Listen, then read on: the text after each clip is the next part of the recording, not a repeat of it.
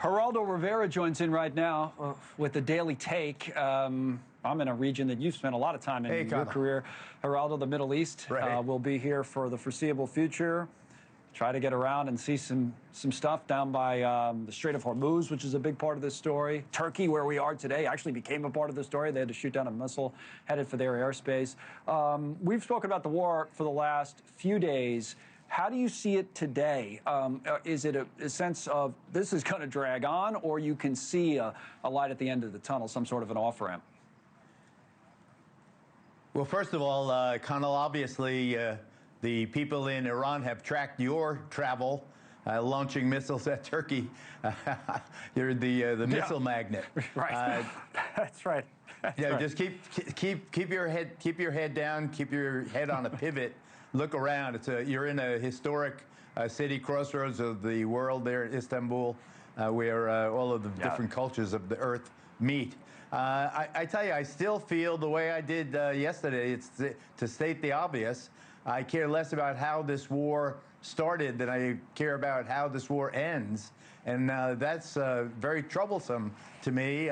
With all of these very dramatic escalations by our forces, a submarine, for goodness sake, sinking a vessel for the first time in half a century or more.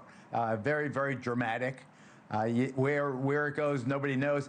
The irony, the bitter irony to me, is that one of the things that President Trump has been very, very critical of the Biden regime was that Biden decided to leave Afghanistan and in such a hurry that he had no plan for the evacuation of the good guys who were left behind in Afghanistan. The more I hear about the panic in so many Americans who are caught in the region, is that there was no plan to evacuate the civilians from the war zone. I would urge the president and his cabinet to, for instance, get some cruise ships.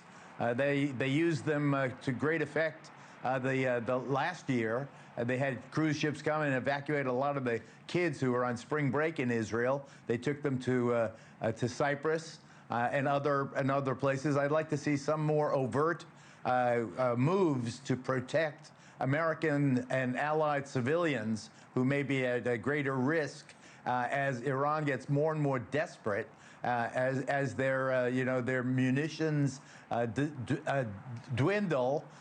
Far fewer the salvos of missiles going into Israel, for example, as we watch our excellent reporter Robert Sherman reporting fewer missiles now than earlier, and I see that trend as irreversible. And at one point or another, Iran will be defenseless.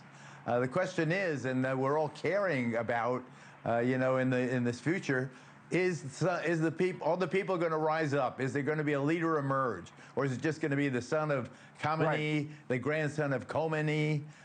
Just another Ayatollah taking over where the other guy left off, or where we left him off. Put it that way. But I'm glad to see you in the region, Connell. You're an excellent reporter.